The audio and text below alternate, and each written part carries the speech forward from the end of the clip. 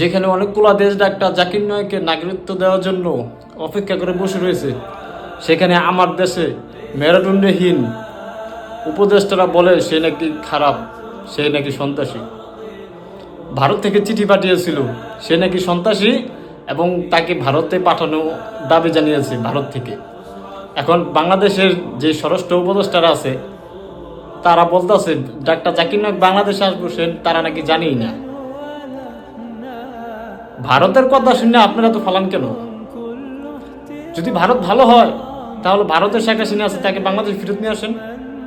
ভারত বললো সে সন্ত্রাসী, আপনারা মেনে নিলেন সে সন্ত্রাসী, তাহলে তো তাদের চোখে শেখ হাসিনা ভালো।